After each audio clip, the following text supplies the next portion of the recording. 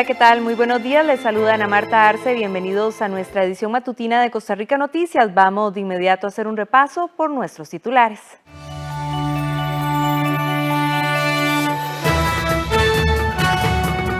Ministro de Salud Daniel Salas descarta que se vuelva a pedir la prueba de COVID-19 a los turistas para ingresar al país. A 3 días de iniciado el curso lectivo, el Ministerio de Educación debió activar el protocolo contra contagios por COVID-19, luego de que una profesora y un estudiante dieran positivo con la enfermedad. El PLN y el PUSC se preparan para elegir al candidato presidencial el próximo mes de junio en convenciones abiertas. La participación de las mujeres en el mercado laboral retrocedió una década en Latinoamérica debido a la pandemia, así lo divulgó la CEPAL. El ministro de Salud, Daniel Salas, descarta que se vuelva a pedir la prueba de COVID-19 a los turistas para ingresar al país. El Ministerio de Salud estudia si el contagio de COVID-19 de 20 turistas franceses pudo darse en territorio nacional o si ellos ya venían con el virus, además obtener el detalle sobre la cepa que los afecta. No obstante, el jerarca de la entidad asegura que descartan que el país vuelva a pedir las pruebas negativas de COVID-19 para ingresar al país por parte de los vacacionistas extranjeros. Nosotros en realidad poner la prueba como un requisito como lo han hecho otros no lo consideramos necesario. De hecho, que la misma Organización Panamericana de la Salud, Organización Mundial de la Salud, han indicado que el viajero per se no se debe considerar como un caso positivo. La prueba, que en algún momento sí se aplicó, tenemos que entender que no es en realidad un aliciente porque existe un amplio periodo de incubación del virus, ¿verdad? Que puede extenderse hasta 14 días. Una persona que viene con una prueba negativa de hace 3 días perfectamente ya puede estar positiva sin síntomas o en el periodo presintomático, así que no es absolutamente ninguna garantía. Según Salas, por el momento el país no reporta casos nuevos de cepas que se han calificado más contagiosas como la británica o la brasileña. Sin embargo, considera que en cualquier momento podría ingresar a Costa Rica. El virus va a seguir mutando, ¿verdad? Es parte de su evolución, las mutaciones, y va a seguir mutando en todo el mundo, no solamente en Inglaterra, en Sudáfrica, en Brasil, en todo el mundo van a irse detectando poco a poco nuevas variantes, algunas le van a conferir más transmisibilidad. Hay que ver muy claro el tema de que esto no vaya a ser que por ser más transmisible hay un aparente aumento de letalidad, pero simplemente es porque hay más personas, al ser más transmisible, hay más personas contagiadas y claro que al final hay más personas que también mueren, pero que no necesariamente es en números relativos, sino más en números absolutos y en eso también hay que analizarlo mucho. Por su parte, el ministro asegura que la caída de los casos de COVID-19 no ha sido vertiginosa y que la población no se puede confiar. Además, insistió que en ningún momento los datos se han maquillado y lo que se anuncia es lo que se genera. Nosotros siempre hemos manejado la información transparente, en eso no hay ningún maquillaje, definitivamente yo lo he dicho y lo sigo defendiendo por parte de Vigilancia de la Salud, por parte del Ministerio de Salud, por parte de la Caja, la información que llega es la que se da, ahí no hay ningún ocultamiento ni ningún maquillaje y esas son las cifras que tenemos. Como yo indico, no solamente es regirse por los datos de contagios, sino también por la cantidad de personas que salen positivas y los datos que tienen que correlacionarse con mortalidad y con ocupación hospitalaria, que también han tendido a una baja, no una baja vertiginosa, no es una baja que digamos ya definitivamente salimos de la pandemia. Y es importante entenderlo porque a pesar de que ya estamos vacunando, la vacunación ustedes saben va despacio.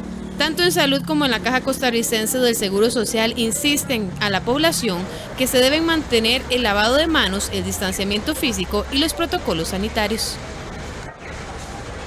Sube a 7 el número de turistas franceses que se encuentran internados en centros médicos de la Caja Costarricense de Seguro Social por COVID-19, mientras que otros 13 se encuentran cumpliendo el periodo de aislamiento. El Ministerio de Salud estudia si el contagio de COVID-19 de 20 turistas franceses pudo darse a nivel nacional y si es posible obtener detalles sobre la cepa que los afecta. Estos extranjeros ingresaron al país el 16 de enero y han resultado positivos por COVID-19 a partir del 24 de enero. A este momento, 7 se encuentran internados en centros médicos de la Caja Costarricense del Seguro Social. En este momento, 7 personas se encuentran hospitalizados en centros de salud de la Caja Costarricense del Seguro Social. No es posible ampliar sobre el estado de salud de estos pacientes por un tema de privacidad. También la Caja Costarricense del Seguro Social nos informa que ya está en gestiones con la aseguradora para el cobro de los servicios. 13 de estas personas se mantienen fuera de hospitalización cumpliendo su periodo de aislamiento. Continúan en control y podrán retornar a su país en el momento en que se encuentren en condición de recuperados. En Salud señalan que se están realizando los análisis respectivos para el seguimiento de los contactos que tuvieron en suelo nacional. Hasta el momento se registran 2 contactos directos que han resultado positivos por el coronavirus. Se estudia si el contagio de estos extranjeros pudo darse a nivel nacional y si es posible obtener detalles de la cepa que los está afectando. Como contexto, desde la apertura de fronteras aéreas el 1 de noviembre del 2020, según los datos del Instituto Costarricense de Turismo, se han registrado el ingreso de cerca de 170,000 personas extranjeras. El Ministerio de Salud y el ICT recalcan que desde el 1 de noviembre solamente se han reportado 231 turistas positivos por COVID-19, siendo esto un 0.13% del total de ingresos al país desde esa fecha. A 3 días de iniciado el curso lectivo, el Ministerio de Educación debió activar el protocolo contra contagios por la COVID-19 luego de que una profesora y un estudiante dieran positivo con la enfermedad. Pasaron 3 días desde el inicio de clases para que el Ministerio de Educación Pública tuviera que hacer uso del protocolo de acción en caso positivo o sospechoso de COVID-19. Este jueves, la Dirección de Gestión de Desarrollo Regional del MEP informó de 2 casos positivos de COVID-19, además de uno sospechoso y uno más descartado, situación que obligó a los centros educativos a activar los protocolos contra el contagio del SARS-CoV-2. Uno de los casos positivos fue un estudiante en el Liceo Rural de Los Ángeles del Porvenir en Nicoya. En tanto, el otro caso reportado correspondió a una docente reportada por la Dirección Regional de San José. En la Dirección Regional de San José Norte, específicamente en el Centro Educativo José Figueres Ferrer, tenemos un caso positivo de una docente, la cual ha estado en labores a distancia, por lo cual no ha tenido nexo con la comunidad estudiantil ni el personal docente. El caso de un estudiante sospechoso de contagio en la Escuela Rincón Grande de Pavas fue descartado. Leonardo Sánchez, director del Programa de Equidad del Ministerio de Educación Pública, aseguró en entrevistas anteriores a Costa Rica Noticias que en caso positivo o sospechoso de la enfermedad no se cerraría el centro educativo o se suspenderían las lecciones. Pese a ello, el Colegio de Limón suspendió las lecciones en todo el centro educativo el día de ayer por un caso sospechoso, con el objetivo de realizar una limpieza en el inmueble. En caso de que se presente un caso positivo por COVID, sea de personal administrativo, docente o de un estudiante, el protocolo establece cuáles son las pautas a seguir, en cuyo caso se aísla el estudiante, se envía a la casa, se coordina con las instancias de salud locales, ¿verdad?, para atender el caso, pero el centro educativo no se va a cerrar por la presencia de un caso positivo. Ya si se generaliza a muchas personas en el centro educativo, se tiene que hacer la valoración en conjunto con las autoridades del Ministerio de Salud para ver cuáles son las decisiones que se toman. El protocolo del MEP indica que en caso positivo o sospechoso se cerrará el espacio en el que se haya estado la persona para luego desinfectarla. El cierre total del centro educativo se dará únicamente si existe un escenario que lo justifique. El pasado 8 de febrero arrancó de forma escalonada el curso lectivo entre las modalidades presencial y a distancia. Para el martes anterior se registraron 486 casos nuevos de COVID en Costa Rica.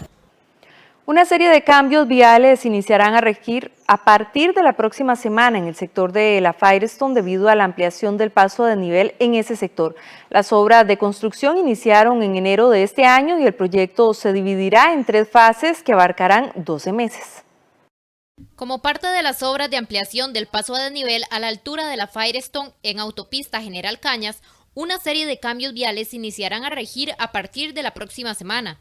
De manera temporal, operarán únicamente 3 carriles de circulación a la altura del paso de nivel que ya está en construcción en este sector. De esta manera, desde este jueves se realizarán actividades en las diferentes vías para preparar la carretera para la reducción de carriles. Algunas actividades podrían implicar pequeños cierres parciales. los cuales continuarán hasta la próxima semana y se estima que el viernes 19 de febrero se inicie con el cierre de carriles. Junior Araya, director de Ingeniería de Tránsito, detalló cuáles serán estos cambios.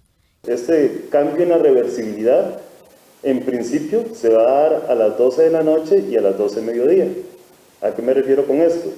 De 12 de medianoche a 12 de mediodía van a funcionar 2 carriles de circulación en el sentido Alajuela-San José, o sea, entrando hacia San José, porque es donde vamos a tener mayor demanda, y un carril de circulación en el sentido contrario. A partir de las 12 de mediodía, entonces vamos a tener 2 carriles de circulación en el sentido San José-Alajuela y uno en el sentido contrario. Además, indicó que se dedicará un carril para la circulación exclusiva del transporte público. Darle mayor importancia a lo que es el transporte público masivo, de que en el momento en que existan los 2 carriles de circulación, el carril derecho va a funcionar como un carril exclusivo para transporte público, para tratar de que los usuarios utilicen más este tipo de transporte. Entonces, durante el periodo pico de la mañana, de 6 de la mañana a 9 de la mañana, vamos a tener, como les decía, 2 carriles de circulación en el sentido Alajuela-San José, pero el carril derecho va a ser exclusivo para transporte público. Y en el pico de la tarde vamos a tener lo contrario. De 4 de la tarde a 7 de la noche, el carril derecho, en el sentido San José-Alajuela, va a ser exclusivo para transporte público. Las autoridades indicaron a los conductores que a pesar de que no se realizarán cierres totales en las vías, es indispensable que utilicen vías alternas.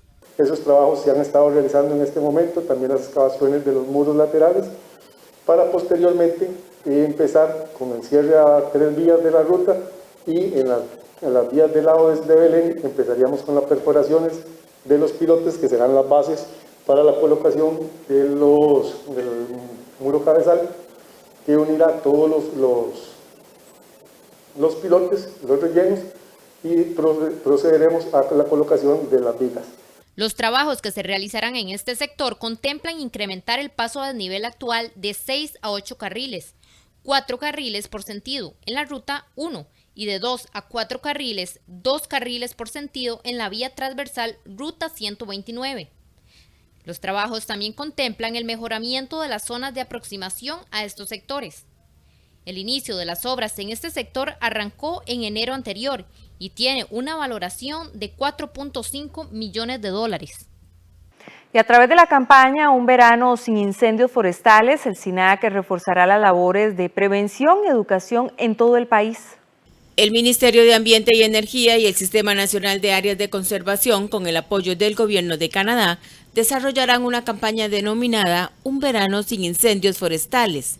El fin es prevenir los incendios forestales para la temporada 2021, según dijo el viceministro de Ambiente. Sin embargo, Costa Rica es un país que se distingue y se separa de ese patrón teniendo una incidencia de incendios forestales que se reduce año con año. Esa reducción es producto del esfuerzo y del trabajo particularmente del equipo de bomberos forestales del SINAC. Este equipo cuenta con el apoyo del ministerio y entre varios países amigos el esfuerzo del país de Canadá. El director ejecutivo del SINAC, Rafael Gutiérrez, instó a la población a unirse a esta lucha nacional y recordó que aún nos restan marzo y abril, que son los 2 meses más fuertes de la temporada de incendios, donde un simple descuido o acción inapropiada puede traer como consecuencia que cientos o miles de hectáreas se puedan quemar en horas o días.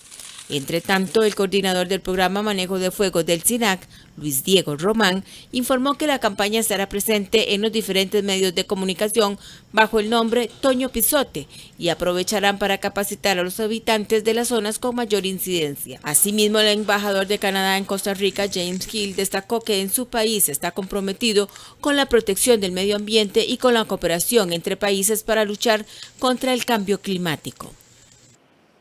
La Fundación Carolina ofrece 504 becas para realizar estudios de posgrado en prestigiosas universidades internacionales. Actualmente 6 costarricenses se encuentran cursando estudios que fueron beneficiados con estas becas. La Fundación Carolina ofrece 504 becas para realizar estudios de posgrado en España, en su actual convocatoria 2021-2022. Del total de becas para la comunidad de Iberoamérica, los costarricenses pueden optar por programas para cursar maestrías, así como doctorados y estancias cortas de investigación postdoctorales, en universidades españolas de prestigio internacional. A cada persona se le permitirá aplicar hasta en 5 programas diferentes y no existe un número de becas asignadas por país.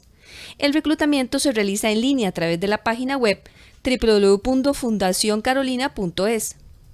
En una forma sencilla, completando un formulario con datos básicos del candidato o candidata y de su trayectoria académica.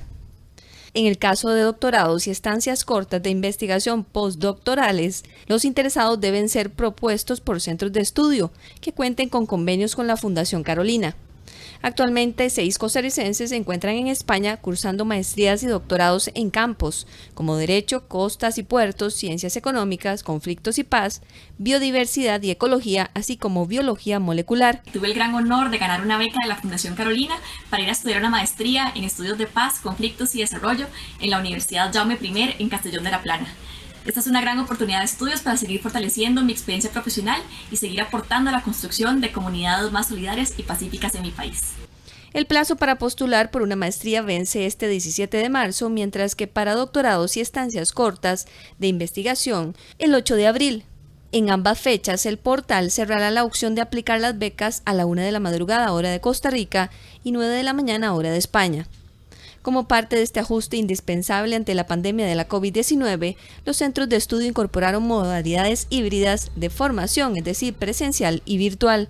No hay mejor embajador o embajadora de su país en su entorno que el estudiante. En este caso de Costa Rica, que acude a un campus en una universidad española y que de una manera directa va a promover un mejor conocimiento de su realidad, de la realidad latinoamericana, de lo que es Costa Rica, de su cultura, ¿no? de su idiosincrasia, a través de ese contacto de persona a persona. Quiero decirles que para España, para las universidades españolas, es extraordinariamente valiosa la presencia de los estudiantes latinoamericanos que acuden a nuestro país con las becas de la Fundación Carolina. Con sede en Madrid, la Fundación Carolina suma 20 años de oportunidades de estudio. Hasta el momento han otorgado 18,000 becas, las cuales han beneficiado a más de 400 costarricenses durante esas 2 décadas. A pesar de la pandemia generada por la COVID-19, se registraron más de 400 acciones colectivas en el 2020. Entre estas sobresalen la defensa de los derechos indígenas y la defensa al ambiente. Un monitoreo del Observatorio Comunitario de Acciones Colectivas de la Universidad de Costa Rica refleja que el año pasado se presentaron 431 acciones colectivas en todo el país. De acuerdo con el investigador Daniel Fernández, en estos movimientos sobresalen las denuncias, los pronunciamientos, las marchas, las asambleas, los bloqueos y las recuperaciones de territorio. Sin embargo, los principales fueron la defensa del ambiente y la defensa de los derechos de las personas indígenas. En este sentido, podemos decir que en ambos casos se trata de problemáticas y conflictos que se han mantenido sostenidas en el tiempo. Esto porque ha sido posible incluso en trabajos anteriores de monitoreo de acciones colectivas encontrar que estos mismos ejes se repiten, sobre todo fuera de la gran área metropolitana. Ante estos hechos, Fernández explicó que es posible ubicar procesos organizativos por la defensa del agua y el ambiente ante la amenaza desde frentes como los monocultivos, la deforestación, proyectos de riego y proyectos hidroeléctricos. Por ejemplo, en el caso de las 121 denuncias en defensa de los derechos de los pueblos indígenas, se dieron por la inacción del Estado para garantizar su derecho al territorio y seguridad, aseguró Fernández. El investigador dijo que la pandemia ha marcado cambios en el despojo, la contaminación, la violación de derechos de los pueblos indígenas y la amenaza a los bienes comunes se mantienen vigentes. En la última década se registran más de 20 proyectos hidroeléctricos propuestos en la zona sur del país. El Partido Liberación Nacional y el Partido Unidad Social Cristiana se preparan para elegir al candidato presidencial el próximo mes de junio en convenciones abiertas. Por su parte, el PAC aún no define cómo elegirá a su aspirante. El mes de junio será clave para conocer quiénes se enfrentarán por la presidencia de la República en el 2022. Para el 6 de junio, el Partido Liberación Nacional realizará su convención abierta, mientras que el Partido Unidad Social Cristiana lo hará el domingo 20 de junio de la misma manera. Por su parte, en el Partido Acción Ciudadana aún no definen los detalles al respecto. Mantenemos que la votación sea abierta. Esto implica todo el padrón nacional. Lo indispensable acá es que se acerque al centro de votación donde estén inscritos, o sea, donde aparezca su cédula, y sería previa adhesión al partido en el momento en donde emiten el voto. Las convenciones siempre las hacemos abiertas, cualquier persona puede llegar, si le agrada un candidato, votar por ese candidato, que lo fortalezca para que más bien sea el ganador y pueda votar en febrero del 2022. Va a ser a nivel nacional en los 1.800 distritos que existen y va a ser un gasto importante que el partido siempre ha hecho históricamente, pero precisamente para incorporar más gente a las líneas y con sus gustos y preferencias que voten con los precandidatos que ellos quieran. Pensamos que en próximo mes ya tendríamos el calendario electoral definitivo en el que se establezcan las normas de funcionamiento para realizar convención de la modalidad que sea. Entonces estamos a la espera de las definiciones, por un lado, de aclaraciones del Tribunal Supremo de Elecciones y luego para que la Asamblea Nacional Interna pueda definir el calendario electoral y las normas que se requerirán para la forma de realizar la convención, si es que hay, y los requisitos para las personas que aspiren a ser candidatas a la presidencia por parte del Partido Acción Ciudadana. Además, entre marzo y abril se realizarán las inscripciones formales de los aspirantes a la presidencia en estas agrupaciones políticas. Nada más tienen que tener 2 años de militancia y ser de doctrina social cristiana, que los 4 lo cumplen. O sea, en algún momento Roberto Suñol se había ido con el Republicano Social Cristiano, pero volvió a integrarse a nuestras filas desde la elección municipal. El mes de abril es cuando aprobamos que sea la inscripción de las precandidaturas. Antes de eso hablamos de aspirantes a precandidatos.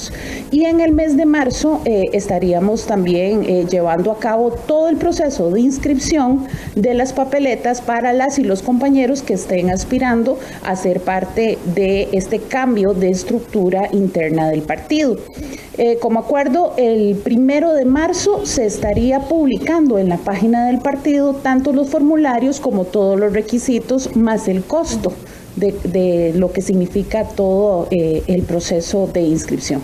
Este jueves el economista Gerardo Corrales dio un paso atrás y anunció que no aspirará a la candidatura del PLN.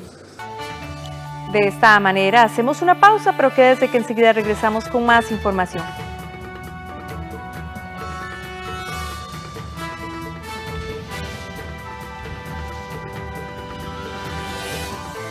El Papa Francisco nos motiva a vivir una cuaresma de caridad, que quiere decir cuidar a quienes se encuentran en condiciones de sufrimiento, abandono o angustia a causa de la pandemia del COVID-19 y otros factores. Por eso, le invitamos a unirse a la campaña cuaresmal de la Solidaridad 2021. Apoya a su diócesis donando en la parroquia más cercana. Más información al 2221-3053. Es tiempo de renovar la fe, la esperanza y la caridad. Te invita la Pastoral Social Cáritas. Pague menos por mes para tener más dinero disponible. El BCR le compra el saldo de sus tarjetas de crédito con una tasa preferencial. Solicite su compra de saldos a través de nuestros canales digitales. Somos el Banco de Costa Rica. La pandemia nos ha obligado a replantearnos muchas facetas de nuestras vidas. Cada día es un reto demostrar amor desde esta nueva realidad mundial. 13. Costa Rica Televisión, de la mano de los reconocidos expertos en comunicación y salud mental, María Esther Flores, Telma Darkins, Marcelo Castro y Alicio Campos, presentan el conversatorio Amor en tiempos de COVID, este domingo 14 de febrero a las 3:30 de la tarde, por 13. Costa Rica Televisión. El desierto es como un lienzo sobre el cual el clima pinta con colores extraídos de las rocas. Colores quemados por el sol, cambiantes con el tiempo, suavizados por la brisa marina. Es una escultura que cambia su forma constantemente. Paracas, el reino del viento. Aquí en 13, Costa Rica Televisión.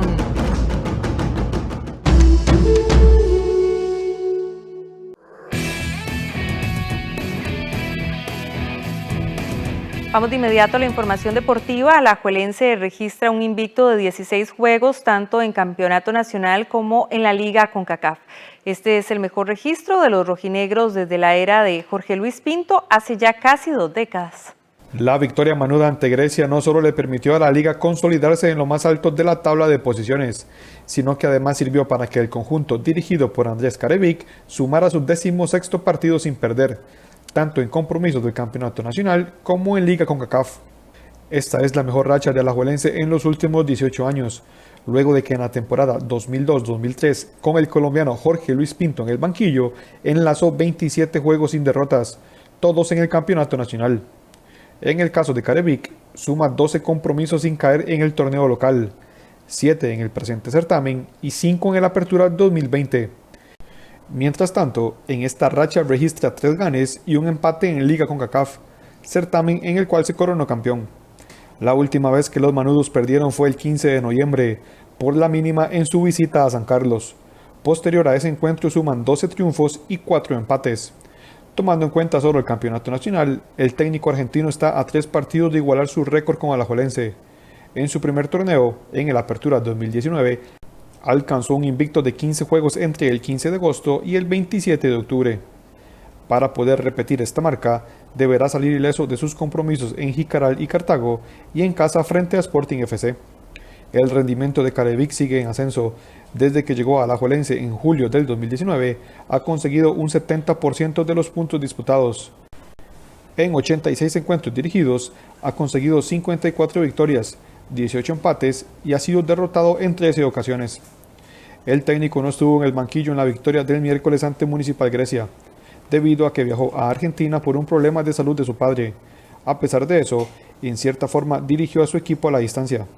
Andrés, de que se fue, planificamos todo juntos, delegó funciones, las respetamos como él como líder y cabeza del equipo. Estuvo en constante comunicación, en la charla también, ahora que terminó también, así que la línea que seguimos fue la que él dejó, y así que no hay, yo creo que ahí está muy claro, inclusive la silla, ahí lo está esperando, no nos sentamos en la silla de él, por respeto, porque él es el líder y esa silla no se toca, es de él. El timonel tampoco estaría en la visita a Jicaral, por lo que los entrenamientos y juegos del campeón nacional seguirán siendo dirigidos por los asistentes Heiner Segura y Mario Acosta. Este sábado Herediano iniciará una nueva etapa con la esperanza de dejar atrás el mal inicio del certamen. A pesar de su arranque desastroso con 2 victorias en los siguientes juegos, se metería en la pelea por entrar a zona de clasificación. El 2021, año del centenario florense, comenzó de la peor forma para el team, que llegó a ser último de la tabla del torneo de clausura y que no consiguió su primera victoria sino hasta la 7ª fecha, disputada el fin de semana anterior, con lo que llegó a 6 puntos de 21 posibles. Un inicio que le costó el puesto al mexicano Fernando Palomeque y que dejó muy golpeado al camerino rojiamarillo. Pese a ello, en menos de 2 semanas Luis Marín podría llevar a Herediano a pelear los puestos de clasificación, ya que en las siguientes fechas enfrentará a rivales directos y los demás equipos que están en la parte alta de la tabla se quitarán puntos entre sí. El técnico debutará en el banquillo rojiamarillo en casa frente a Santos, sublíder del certamen con 13 puntos.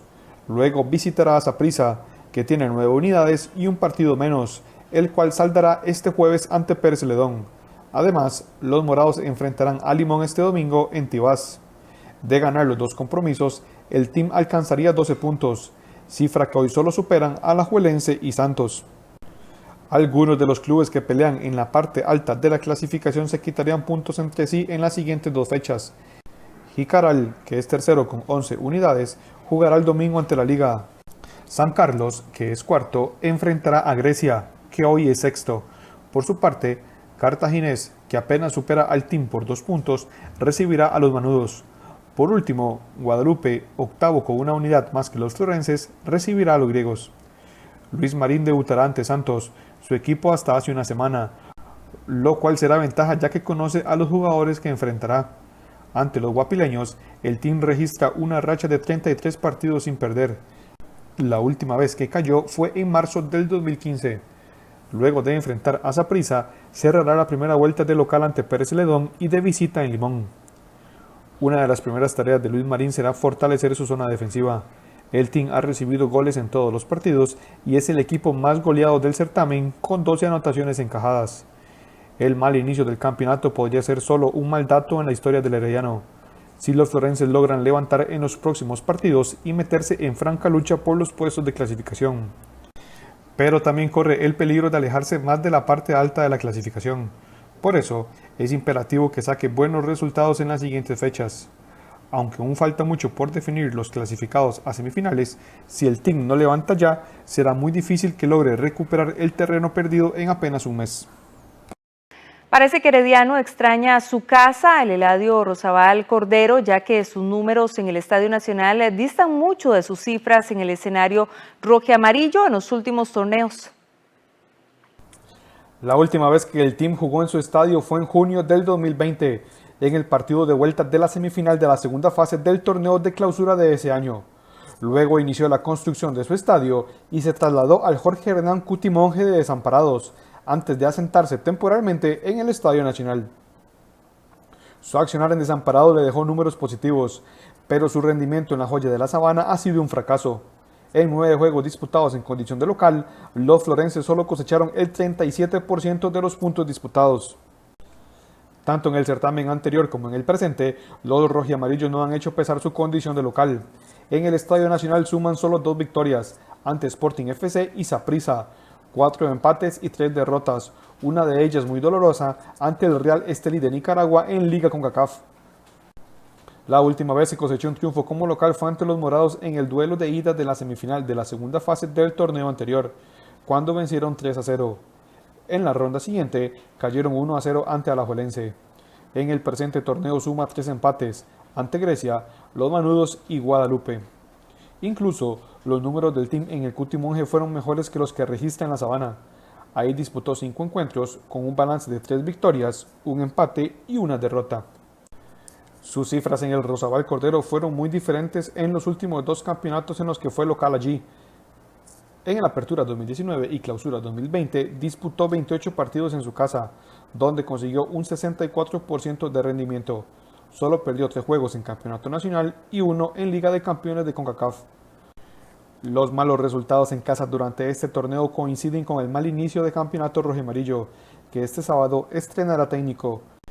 Luis Marín hará su debut en el Estadio Nacional ante Santos, con el objetivo de mejorar los números de Herediano como local y de enrumbar el barco florense. Eric Rodríguez es el nuevo técnico de Santos, al que Luis Marín dejó en el segundo lugar. Su misión será devolver el protagonismo de años anteriores que el equipo lleva varios torneos buscando. Sin embargo, su debut será ante el Herediano, club al que los guapileños no vencen desde hace 5 años.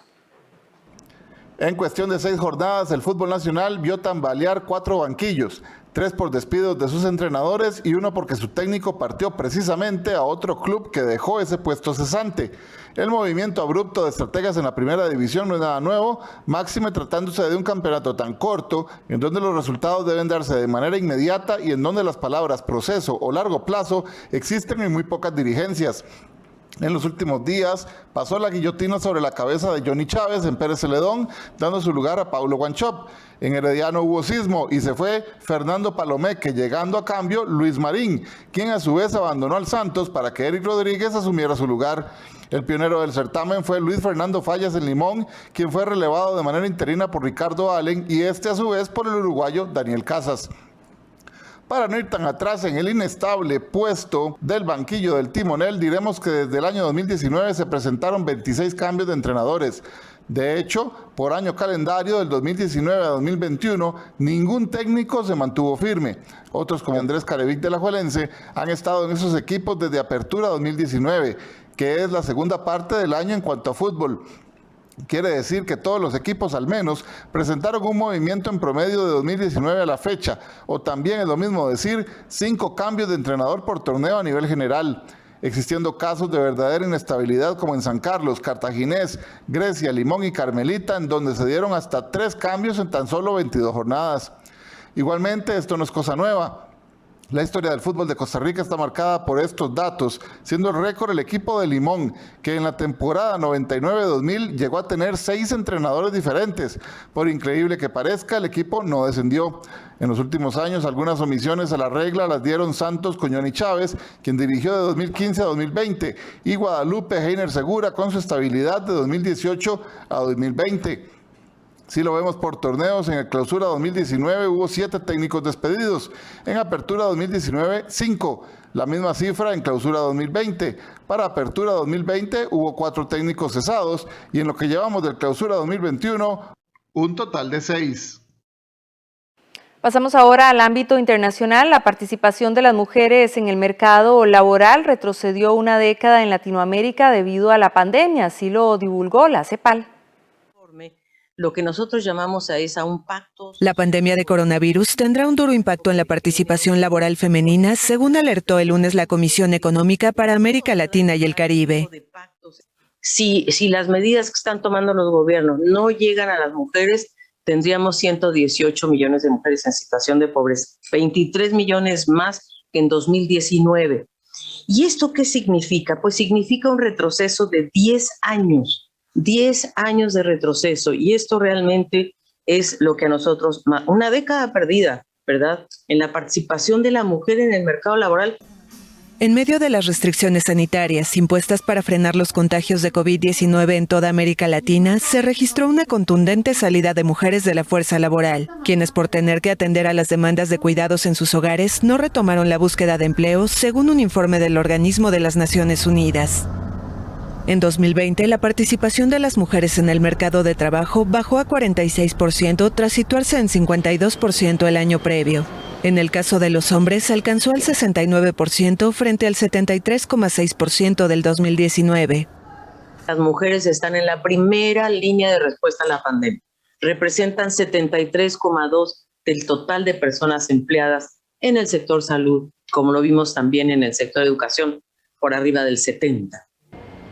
Adicionalmente, los ingresos laborales de las mujeres que trabajan en el ámbito de salud son 23,7% inferiores a los de los hombres del mismo sector. Estos patrones culturales patriarcales que se expresan en la persistencia y la agudización de la violencia de género, los feminicidios que aumentan y que en la pandemia la hemos denominado la pandemia en la sombra, ¿verdad? Porque es una pandemia que está ocurriendo en la sombra y en silencio, pero que está afectando a mujeres, a niñas. La CEPAL estimó también que sectores económicos fuertemente afectados por la pandemia y por lo tanto en mayor riesgo son dominados por las mujeres, como el comercio, las industrias manufactureras, el turismo y el trabajo doméstico remunerado, que además se caracterizan por altas tasas de informalidad. Afectado por la pandemia, el Producto Interno Bruto Regional decreció 7,7% en 2020 con un fuerte impacto en el empleo. La CEPAL llamó a avanzar en un nuevo pacto fiscal que promueva la igualdad de género y que evite la profundización de los niveles de pobreza, sobrecarga de trabajo no remunerado y la reducción del financiamiento de políticas de igualdad. Los demócratas muestran imágenes del asalto al Capitolio como pruebas en juicio contra Donald Trump. Desahogo de pruebas en el juicio contra Donald Trump. Los legisladores demócratas exhibieron el miércoles imágenes de la toma del Capitolio del 6 de enero, cometida por una turba de seguidores del expresidente de Estados Unidos. En la segunda jornada del proceso, los congresistas demócratas que actúan como fiscales acusaron a Trump de regocijarse con la violencia perpetrada por sus simpatizantes, argumentando que esto fue la culminación de meses de estrategia para desacreditar el proceso electoral. Trump incitó el ataque del 6 de enero y cuando su turba invadió y ocupó el Senado y atacó al personal de seguridad del Congreso, él lo vio en televisión como un reality show. Él se deleitó con eso y no hizo nada para ayudarnos como comandante en jefe. En su lugar se convirtió en el incitador en jefe, enviando tweets que solo incitaron más a la turba enfurecida. Los demócratas acusan a Trump de incitación a la insurrección. Horas antes de los disturbios en el Capitolio, Trump se dirigió a sus seguidores cerca de la Casa Blanca e insistió en sus acusaciones de fraude electoral sin pruebas.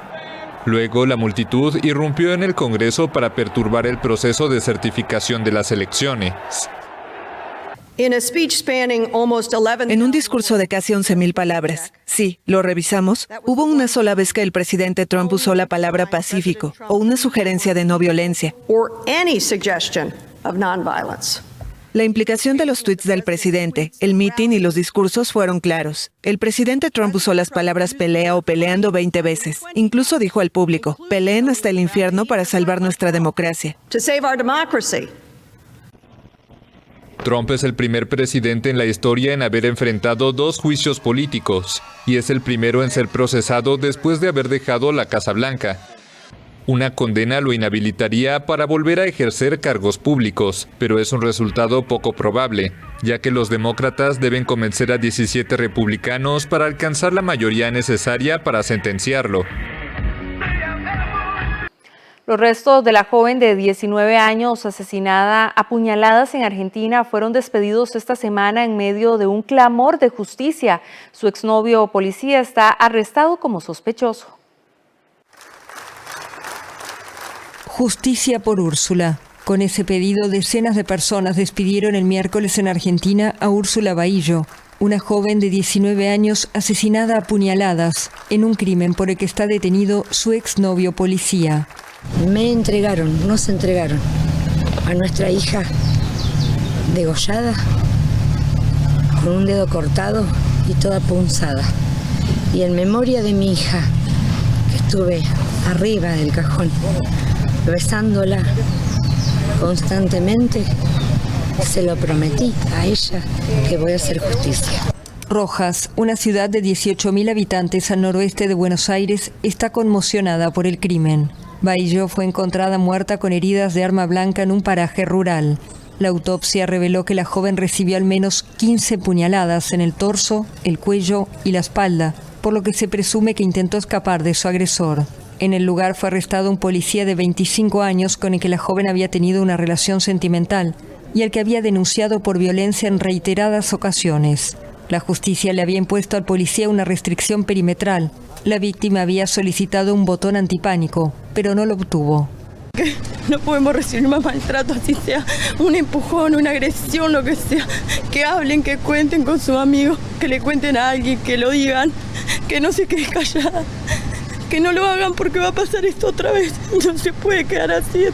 Según la ONG regional Mundo Sur, en los primeros 7 meses de 2020 hubo en Argentina 160 feminicidios, 97 de ellos mientras estaba en vigor la cuarentena por la pandemia.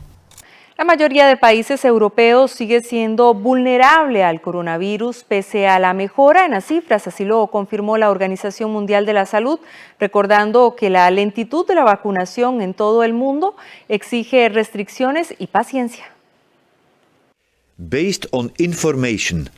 La Organización Mundial de la Salud pidió el jueves paciencia ante las restricciones por la pandemia y explicó que la mayoría de los países europeos siguen siendo vulnerables pese a la vacunación que avanza a paso lento y a la mejora en las cifras de muertes y contagios. En este punto, la abrumadora mayoría de los países europeos siguen vulnerables. Por ahora estamos en una línea delgada entre la esperanza de una vacuna y una falsa sensación de seguridad. En Europa, 29 países comenzaron la vacunación y 7.800.000 personas completaron el esquema, lo que representa apenas el 1,5% de la población de esas naciones. En los 53 países que componen la región Europa de la OMS, el número de contagios semanales registrados supera el 1.000.000, pero las cifras de contagios retroceden desde hace 4 semanas y las muertes por COVID-19 también. Aún así, la organización llamó a mantener las restricciones, también por la amenaza que representan las variantes del COVID-19. Una y otra vez hemos visto países reabrir demasiado rápido y perder lo ganado con tanto esfuerzo. Debo reiterar que las decisiones de levantar las medidas sociales y de salud pública deben basarse en datos de evaluación epidemiológica y la capacidad del sistema de salud. Europa es la región más enlutada por la pandemia, con más de 790.000 personas fallecidas, de los 2.300.000 decesos registrados en todo el mundo. Con esta información hacemos una nueva pausa, pero quédese que enseguida regresamos con más noticias.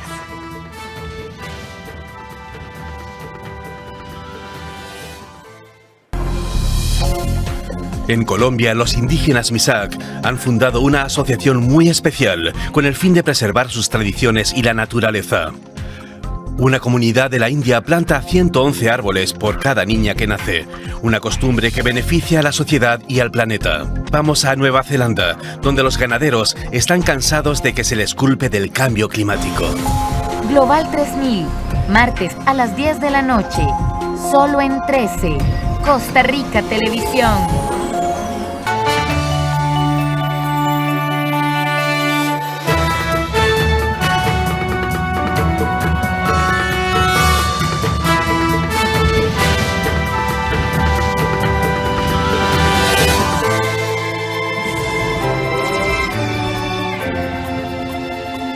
Hola, ¿qué tal? Muy buenos días, les saluda Ana Marta Arce, bienvenidos a nuestra edición matutina de Costa Rica Noticias. Vamos de inmediato a hacer un repaso por nuestros titulares.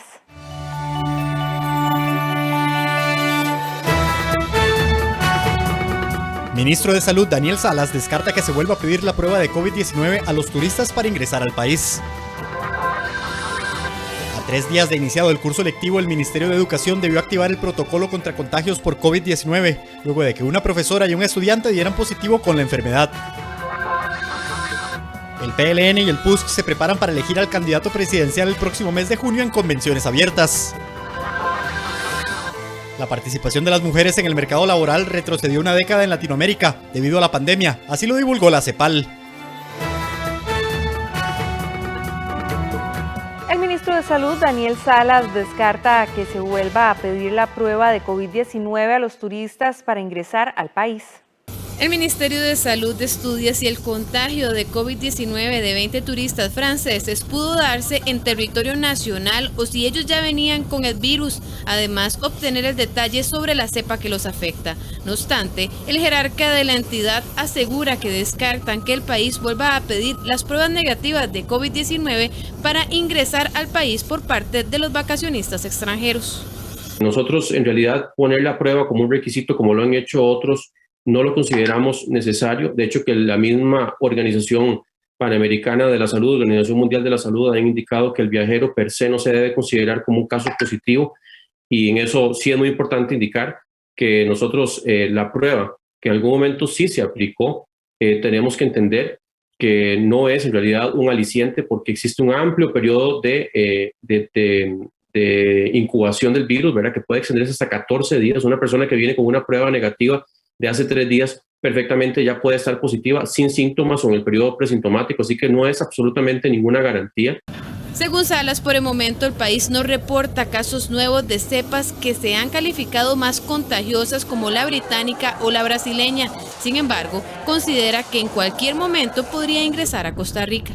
El virus va a seguir mutando, ¿verdad? Es parte de su evolución, las mutaciones, y va a seguir mutando en todo el mundo, no solamente en Inglaterra, en Sudáfrica, en Brasil. En todo el mundo van a irse detectando poco a poco nuevas variantes, algunas le van a conferir más transmisibilidad.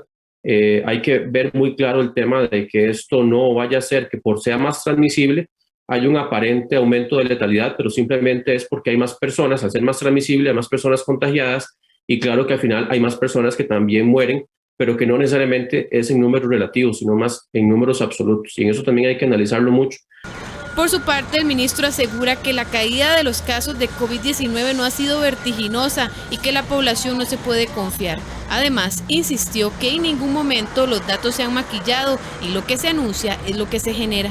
Nosotros siempre hemos manejado la información transparente, en eso no hay ningún maquillaje. Definitivamente, yo lo he dicho y lo sigo defendiendo, por parte vigilancia de la salud por parte del Ministerio de Salud, por parte de la Caja. La información que llega es la que se da, ahí no hay ningún ocultamiento ni ningún maquillaje, y esas son las cifras que tenemos.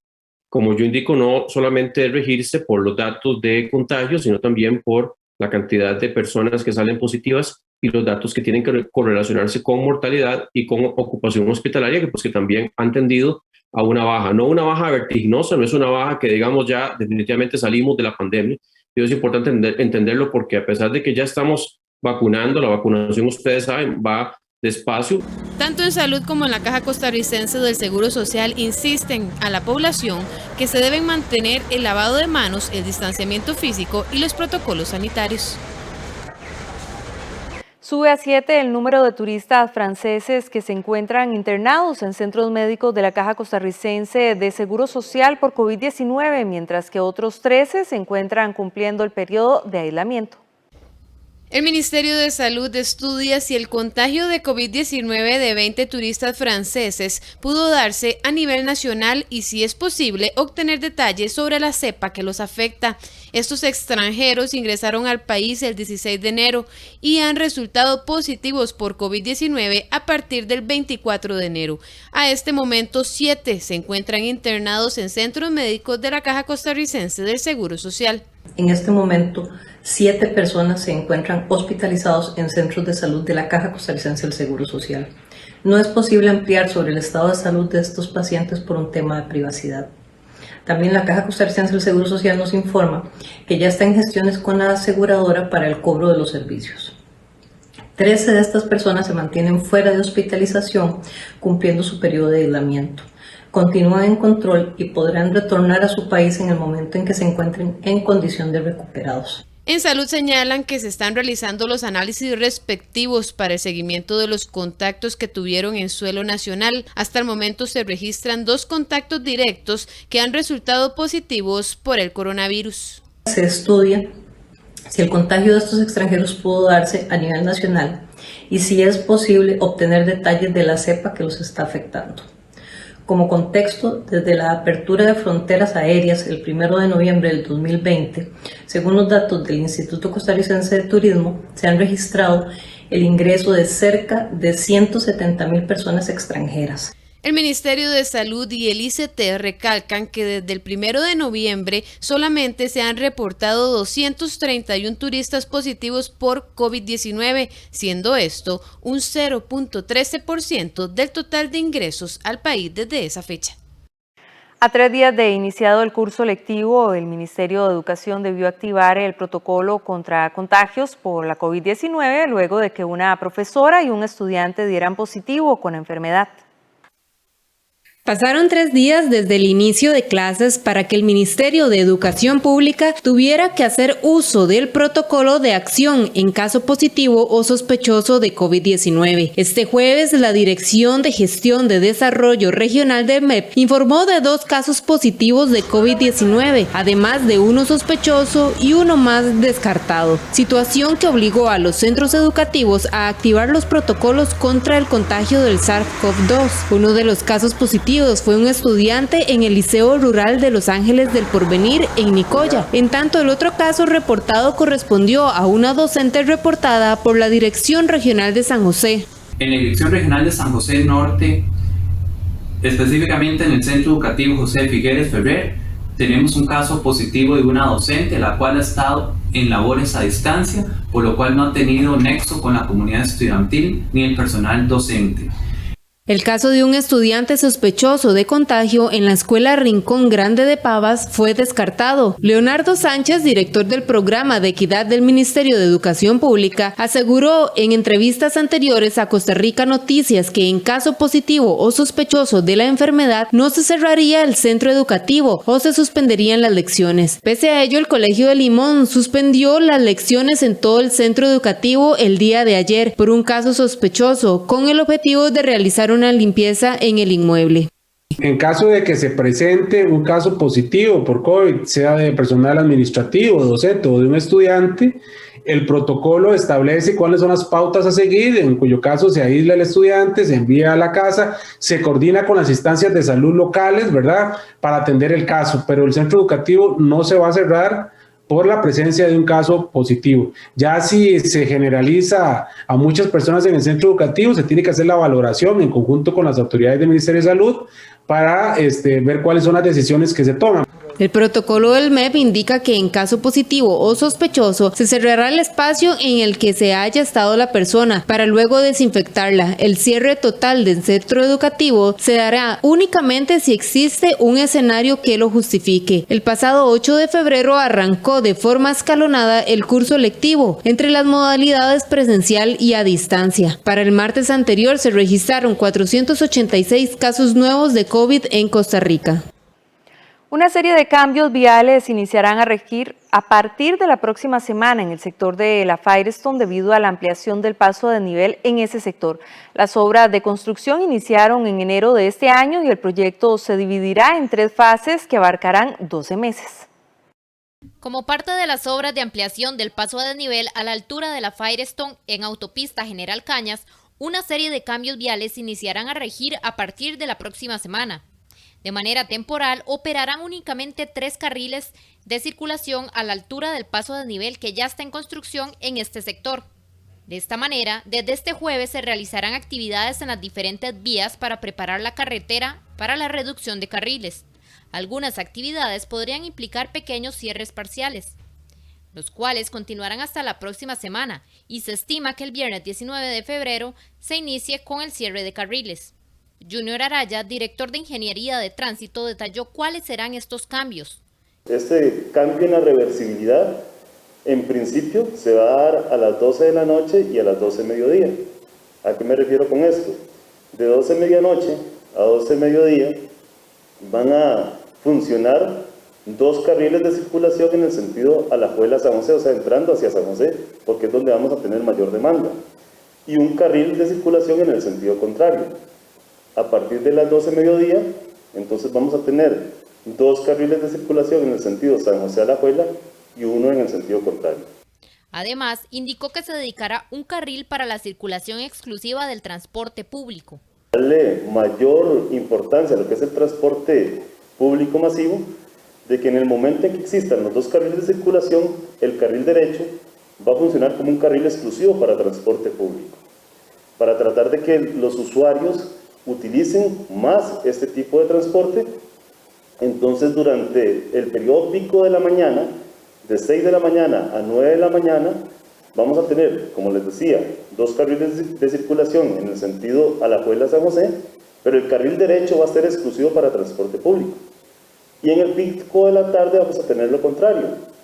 De 4 de la tarde a 7 de la noche, el carril derecho, en el sentido San José-Alajuela, va a ser exclusivo para transporte público. Las autoridades indicaron a los conductores que a pesar de que no se realizarán cierres totales en las vías, es indispensable que utilicen vías alternas.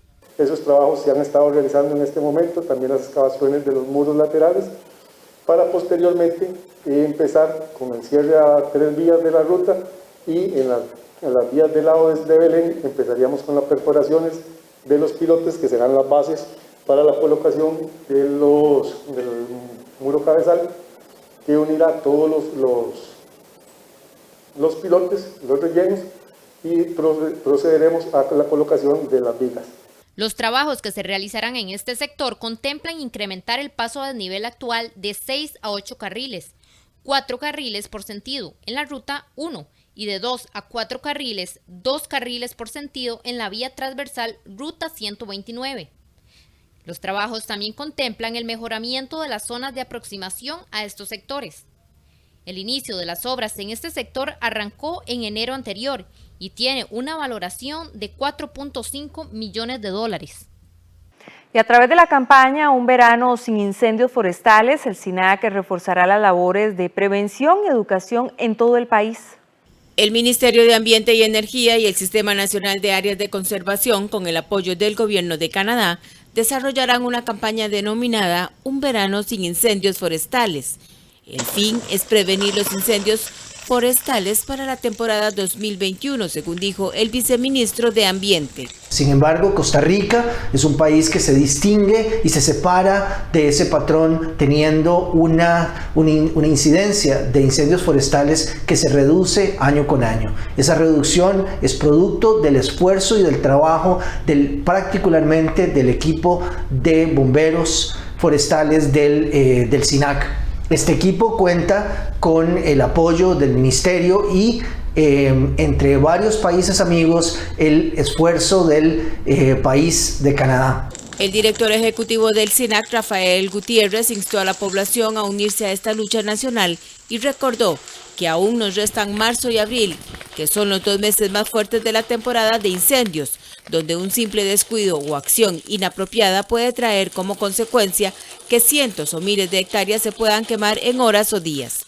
Entre tanto, el coordinador del programa Manejo de Fuego del SINAC, Luis Diego Román, informó que la campaña estará presente en los diferentes medios de comunicación bajo el nombre Toño Pisote y aprovecharán para capacitar a los habitantes de las zonas con mayor incidencia. Asimismo, el embajador de Canadá en Costa Rica, James Hill, destacó que en su país está comprometido con la protección del medio ambiente y con la cooperación entre países para luchar contra el cambio climático. La Fundación Carolina ofrece 504 becas para realizar estudio de posgrado en prestigiosas universidades internacionales. Actualmente 6 costarricenses se encuentran cursando estudios que fueron beneficiados con estas becas. La Fundación Carolina ofrece 504 becas para realizar estudios de posgrado en España en su actual convocatoria 2021-2022. Del total de becas para la comunidad de Iberoamérica, los costarricenses pueden optar por programas para cursar maestrías, así como doctorados y estancias cortas de investigación postdoctorales en universidades españolas de prestigio internacional. A cada persona se le permitirá aplicar hasta en 5 programas diferentes y no existe un número de becas asignadas por país. El reclutamiento se realiza en línea a través de la página web www.fundacioncarolina.es. En una forma sencilla, completando un formulario con datos básicos del candidato o candidata y de su trayectoria académica. En el caso de doctorados y estancias cortas de investigación postdoctorales, los interesados deben ser propuestos por centros de estudio que cuenten con convenios con la Fundación Carolina. Actualmente, 6 costarricenses se encuentran en España cursando maestrías y doctorados en campos como Derecho, Costas y Puertos, Ciencias Económicas, Conflictos y Paz, Biodiversidad y Ecología, así como Biología Molecular. Tuve el gran honor de ganar una beca de la Fundación Carolina para ir a estudiar una maestría en Estudios de Paz, Conflictos y Desarrollo en la Universidad Jaume I en Castellón de la Plana. Esta es una gran oportunidad de estudios para seguir fortaleciendo mi experiencia profesional y seguir aportando a la construcción de comunidades más solidarias y pacíficas en mi país. El plazo para postular por una maestría vence este 17 de marzo, mientras que para doctorados y estancias cortas de investigación, el 8 de abril. En ambas fechas, el portal cerrará la opción de aplicar las becas a la 1 de la madrugada hora de Costa Rica y 9 de la mañana hora de España. Como parte de este ajuste indispensable ante la pandemia de la COVID-19, los centros de estudio incorporaron modalidades híbridas de formación, es decir, presencial y virtual. No hay mejor embajador o embajadora de su país en su entorno que el estudiante.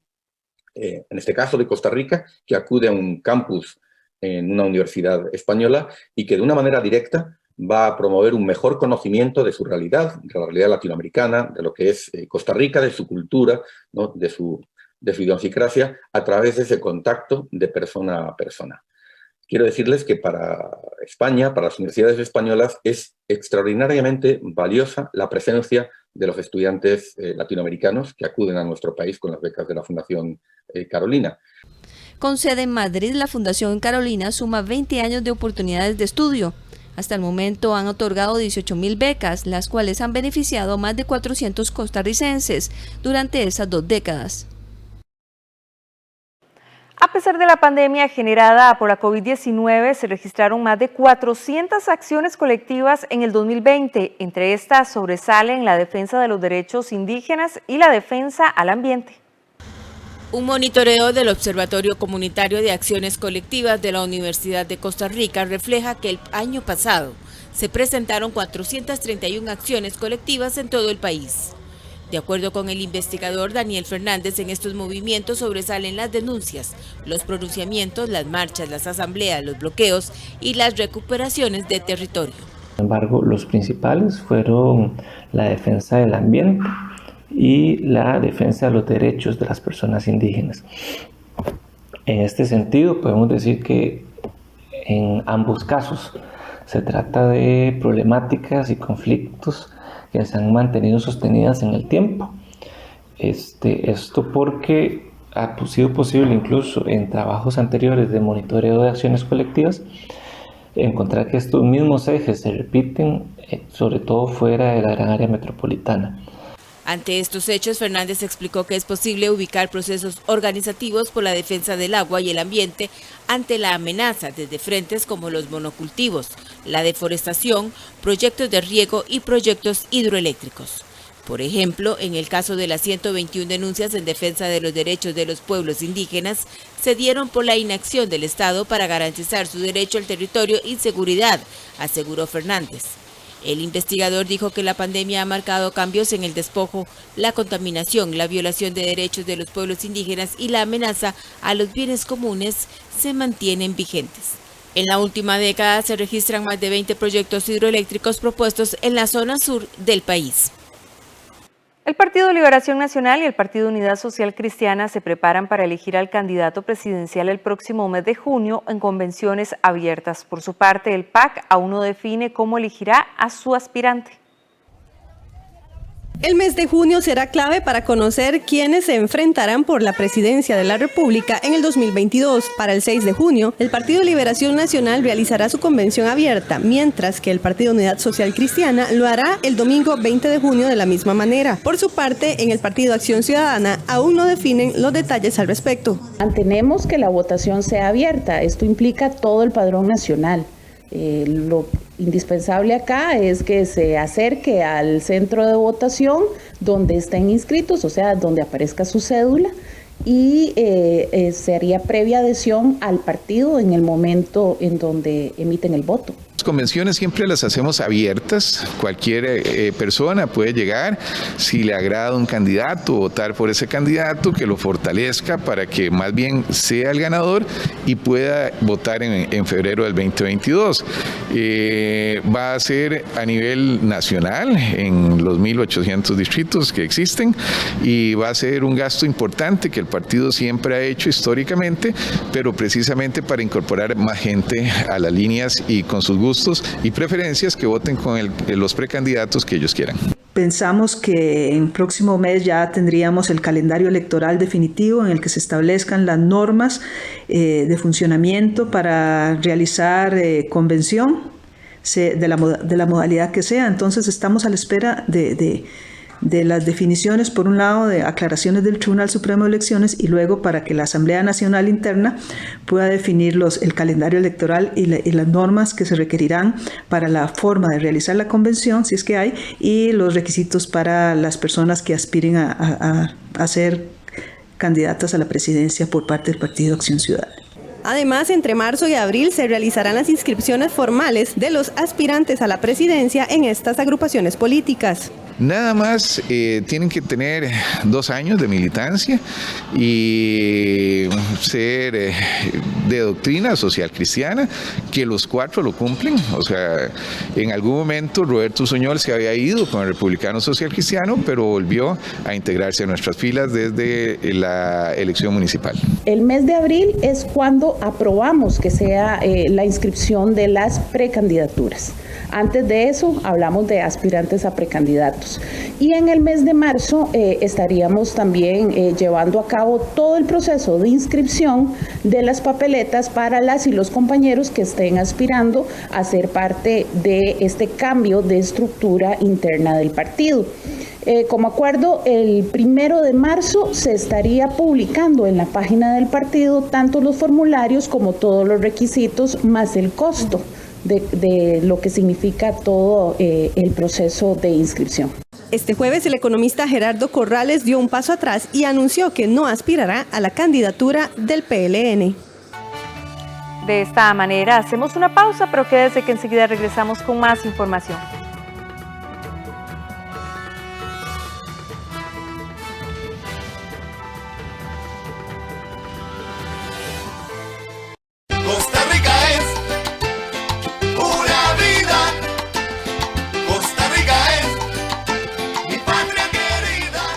Este viernes en Café Nacional vamos a celebrar el Día Mundial de la Radio.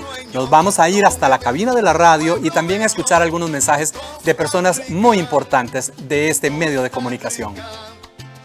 Pero además también tenemos una sorpresa para todos nuestros amigos y amigas de Café Nacional, una serenata muy especial en vísperas del 14 de febrero. Los esperamos a partir de las 8 en punto de la mañana. Costa Rica se aleja y los dinamatas se quiebran, porque aquí estamos en tierra. Vamos de inmediato a la información deportiva. Alajuelense registra un invicto de 16 juegos, tanto en campeonato nacional como en la Liga CONCACAF. Este es el mejor registro de los rojinegros desde la era de Jorge Luis Pinto, hace ya casi 2 décadas. La victoria manuda ante Grecia no solo le permitió a la liga consolidarse en lo más alto de la tabla de posiciones, sino que además sirvió para que el conjunto dirigido por Andrés Carevic sumara su 16º partido sin perder, tanto en compromisos del campeonato nacional como en Liga CONCACAF. Esta es la mejor racha de Alajuelense en los últimos 18 años, luego de que en la temporada 2002-2003, con el colombiano Jorge Luis Pinto en el banquillo, enlazó 27 juegos sin derrotas, todos en el campeonato nacional. En el caso de Carevic, suma 12 compromisos sin caer en el torneo local, 7 en el presente certamen y 5 en el Apertura 2020. Mientras tanto, en esta racha registra 3 ganes y un empate en Liga CONCACAF, certamen en el cual se coronó campeón. La última vez que los manudos perdieron fue el 15 de noviembre, por la mínima en su visita a San Carlos. Posterior a ese encuentro suman 12 triunfos y 4 empates. Tomando en cuenta solo el campeonato nacional, el técnico argentino está a 3 partidos de igualar su récord con Alajuelense. En su primer torneo, en el Apertura 2019, alcanzó un invicto de 15 juegos entre el 15 de agosto y el 27 de octubre. Para poder repetir esta marca, deberá salir ileso de sus compromisos en Jicaral y Cartago y en casa frente a Sporting FC. El rendimiento de Carevic sigue en ascenso. Desde que llegó a Alajuelense en julio del 2019, ha conseguido un 70% de los puntos disputados. En 86 encuentros dirigidos, ha conseguido 54 victorias, 18 empates y ha sido derrotado en 13 ocasiones.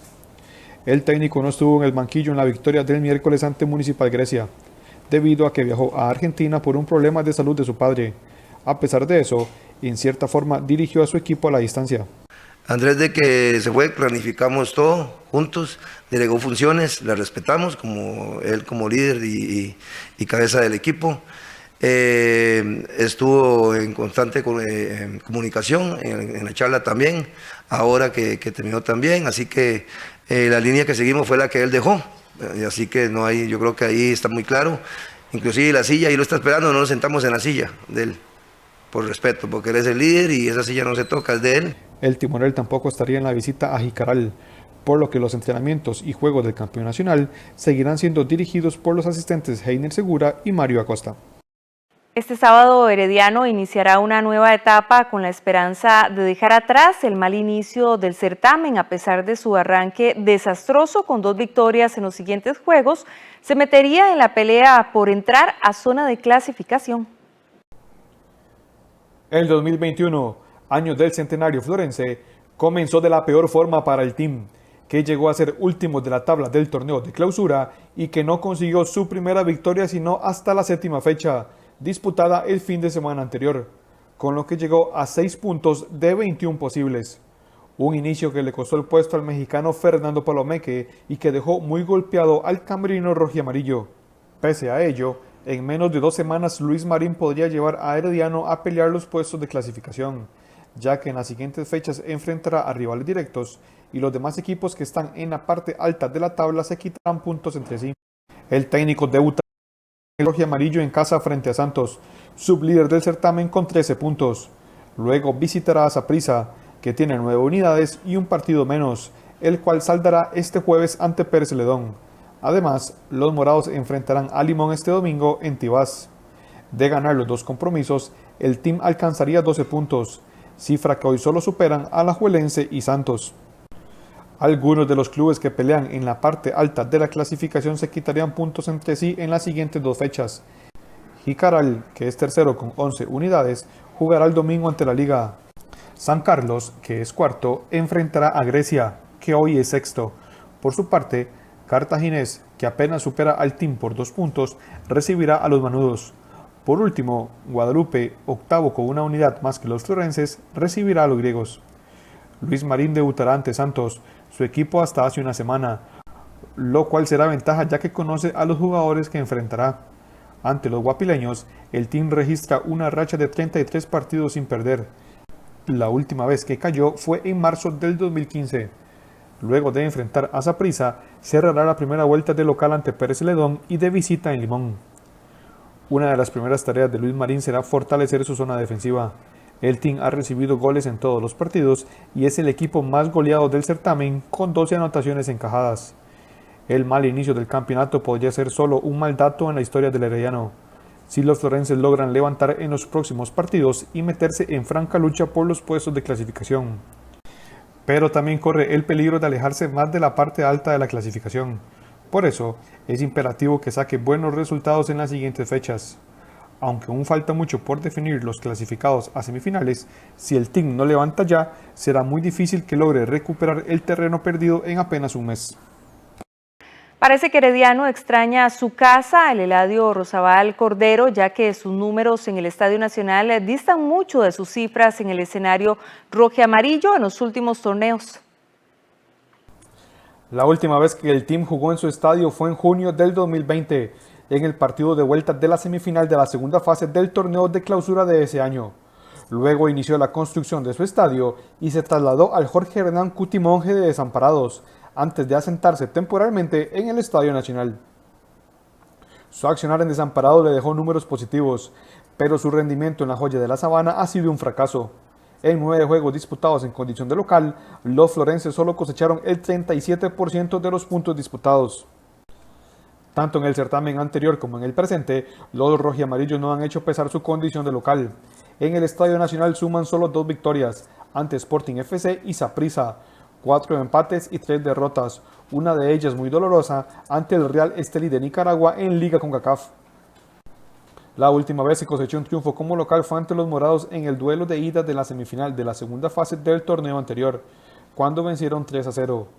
En la ronda siguiente cayeron 1-0 ante Alajuelense. En el presente torneo suma 3 empates, ante Grecia, los Manudos y Guadalupe. Incluso, los números del team en el Cutimonje fueron mejores que los que registra en la Sabana. Ahí disputó 5 encuentros con un balance de 3 victorias, un empate y una derrota. Sus cifras en el Rosabal Cordero fueron muy diferentes en los últimos 2 campeonatos en los que fue local allí. En el Apertura 2019 y Clausura 2020 disputó 28 partidos en su casa, donde consiguió un 64% de rendimiento. Solo perdió 3 juegos en Campeonato Nacional y 1 en Liga de Campeones de CONCACAF. Los malos resultados en casa durante este torneo coinciden con el mal inicio de campeonato rojiamarillo, que este sábado estrenará técnico. Luis Marín hará su debut en el Estadio Nacional ante Santos, con el objetivo de mejorar los números de Herediano como local y de enrumbar el barco florense. Eric Rodríguez es el nuevo técnico de Santos, al que Luis Marín dejó en el segundo lugar. Su misión será devolver el protagonismo de años anteriores que el equipo lleva varios torneos buscando. Sin embargo, su debut será ante el Herediano, club al que los guapileños no vencen desde hace 5 años. En cuestión de 6 jornadas, el fútbol nacional vio tambalear 4 banquillos, 3 por despidos de sus entrenadores y 1 porque su técnico partió precisamente a otro club que dejó ese puesto cesante. El movimiento abrupto de estrategas en la primera división no es nada nuevo, máxime tratándose de un campeonato tan corto, en donde los resultados deben darse de manera inmediata y en donde las palabras proceso o largo plazo existen en muy pocas dirigencias. En los últimos días pasó la guillotina sobre la cabeza de Johnny Chávez en Pérez Celedón, dando su lugar a Paulo Guanchop. En Herediano hubo sismo y se fue Fernando Palomeque, llegando a cambio Luis Marín, quien a su vez abandonó al Santos para que Eric Rodríguez asumiera su lugar. El pionero del certamen fue Luis Fernando Fallas en Limón, quien fue relevado de manera interina por Ricardo Allen y a su vez por el uruguayo Daniel Casas. Para no ir tan atrás en el inestable puesto del banquillo del timonel, diremos que desde el año 2019 se presentaron 26 cambios de entrenadores, De hecho, por año calendario del 2019 a 2021, ningún técnico se mantuvo firme. Otros, como Andrés Carevic de Alajuelense, han estado en esos equipos desde apertura 2019, que es la segunda parte del año en cuanto a fútbol. Quiere decir que todos los equipos al menos presentaron un movimiento en promedio de 2019 a la fecha, o también es lo mismo decir 5 cambios de entrenador por torneo a nivel general, existiendo casos de verdadera inestabilidad como en San Carlos, Cartaginés, Grecia, Limón y Carmelita, en donde se dieron hasta 3 cambios en tan solo 22 jornadas. Igualmente, esto no es cosa nueva. La historia del fútbol de Costa Rica está marcada por estos datos, siendo el récord el equipo de Limón, que en la temporada 99-2000 llegó a tener 6 entrenadores diferentes. Por increíble que parezca, el equipo no descendió. En los últimos años, algunas omisiones a la regla las dieron Santos Coñón y Chávez, quien dirigió de 2015 a 2020, y Guadalupe Heiner Segura con su estabilidad de 2018 a 2020.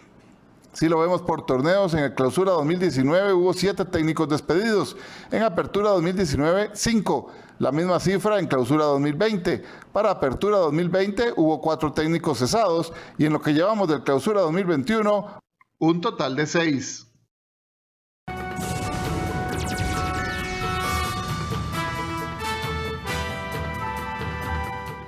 Pasamos ahora al ámbito internacional. La participación de las mujeres en el mercado laboral retrocedió una década en Latinoamérica debido a la pandemia, así lo divulgó la CEPAL. Lo que nosotros llamamos a un pacto. La pandemia de coronavirus tendrá un duro impacto en la participación laboral femenina, según alertó el lunes la Comisión Económica para América Latina y el Caribe. Si las medidas que están tomando los gobiernos no llegan a las mujeres, tendríamos 118 millones de mujeres en situación de pobreza, 23 millones más que en 2019. ¿Y esto qué significa? Pues significa un retroceso de 10 años de retroceso, y esto realmente es lo que a nosotros, una década perdida, ¿verdad?, en la participación de la mujer en el mercado laboral. En medio de las restricciones sanitarias impuestas para frenar los contagios de COVID-19 en toda América Latina, se registró una contundente salida de mujeres de la fuerza laboral, quienes por tener que atender a las demandas de cuidados en sus hogares no retomaron la búsqueda de empleo, según un informe del Organismo de las Naciones Unidas. En 2020, la participación de las mujeres en el mercado de trabajo bajó a 46% tras situarse en 52% el año previo. En el caso de los hombres, alcanzó el 69% frente al 73,6% del 2019.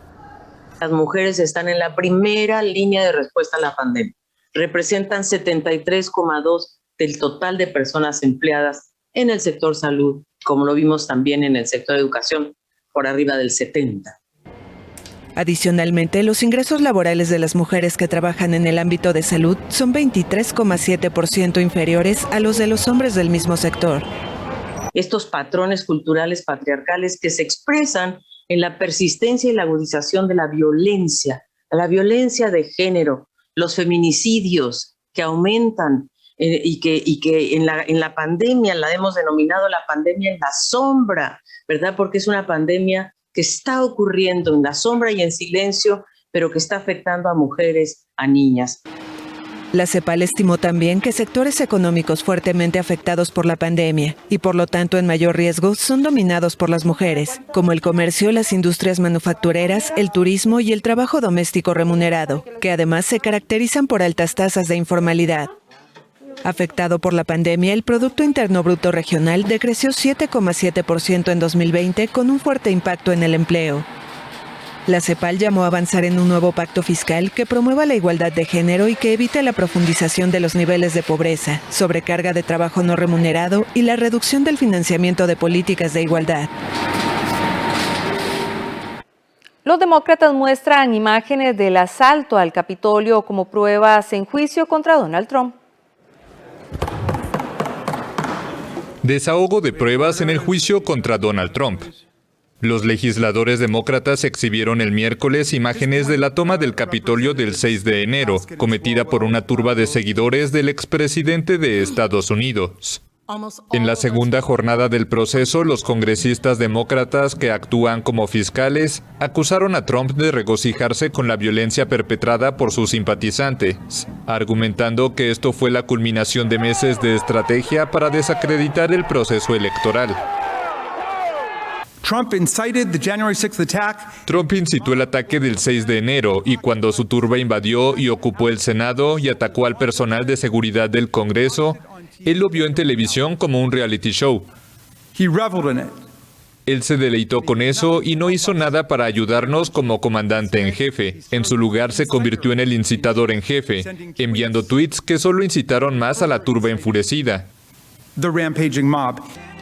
Los demócratas acusan a Trump de incitación a la insurrección. Horas antes de los disturbios en el Capitolio, Trump se dirigió a sus seguidores cerca de la Casa Blanca e insistió en sus acusaciones de fraude electoral sin pruebas.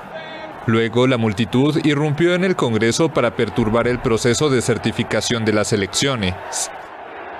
En un discurso de casi 11,000 palabras, sí, lo revisamos, hubo una sola vez que el presidente Trump usó la palabra pacífico o una sugerencia de no violencia. La implicación de los tweets del presidente, el mitin y los discursos fueron claros. El presidente Trump usó las palabras pelea o peleando 20 veces. Incluso dijo al público, peleen hasta el infierno para salvar nuestra democracia. Trump es el primer presidente en la historia en haber enfrentado 2 juicios políticos y es el primero en ser procesado después de haber dejado la Casa Blanca. Una condena lo inhabilitaría para volver a ejercer cargos públicos, pero es un resultado poco probable, ya que los demócratas deben convencer a 17 republicanos para alcanzar la mayoría necesaria para sentenciarlo.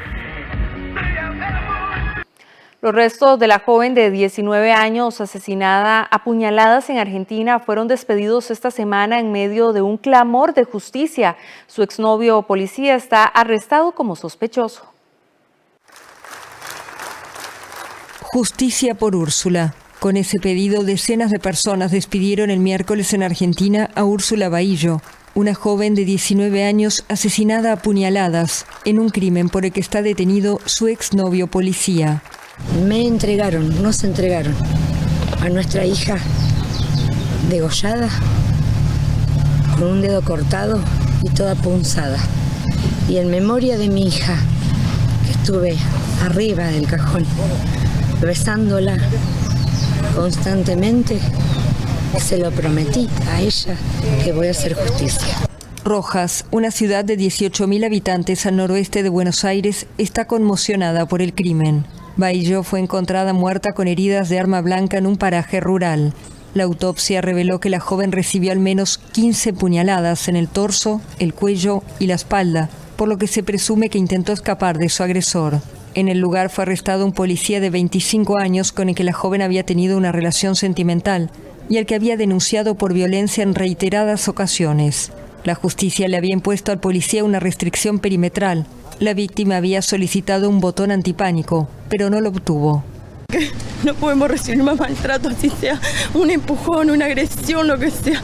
Que hablen, que cuenten con sus amigos, que le cuenten a alguien, que lo digan, que no se quede callada. Que no lo hagan porque va a pasar esto otra vez. No se puede quedar así. Según la ONG regional Mundo Sur, en los primeros 7 meses de 2020 hubo en Argentina 160 feminicidios, 97 de ellos mientras estaba en vigor la cuarentena por la pandemia. La mayoría de países europeos sigue siendo vulnerable al coronavirus pese a la mejora en las cifras, así lo confirmó la Organización Mundial de la Salud, recordando que la lentitud de la vacunación en todo el mundo exige restricciones y paciencia. La Organización Mundial de la Salud pidió el jueves paciencia ante las restricciones por la pandemia y explicó que la mayoría de los países europeos siguen siendo vulnerables pese a la vacunación que avanza a paso lento y a la mejora en las cifras de muertes y contagios. En este punto, la abrumadora mayoría de los países europeos siguen vulnerables.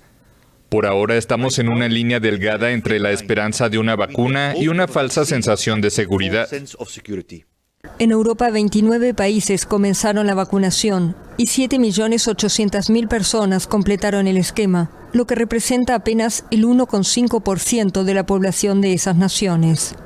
En los 53 países que componen la región Europa de la OMS, el número de contagios semanales registrados supera el 1.000.000, pero las cifras de contagios retroceden desde hace 4 semanas y las muertes por COVID-19 también. Aún así, la organización llamó a mantener las restricciones, también por la amenaza que representan las variantes del COVID-19. Una y otra vez hemos visto países reabrir demasiado rápido y perder lo ganado con tanto esfuerzo. Debo reiterar que las decisiones de levantar las medidas sociales y de salud pública deben basarse en datos de evaluación epidemiológica y la capacidad del sistema de salud. Europa es la región más enlutada por la pandemia, con más de 790.000 personas fallecidas, de los 2.300.000 decesos registrados en todo el mundo. Hasta acá nuestra edición matutina de Costa Rica Noticias. Gracias por su compañía. Recuerde que les esperamos al mediodía con más información. Que tengan un excelente día.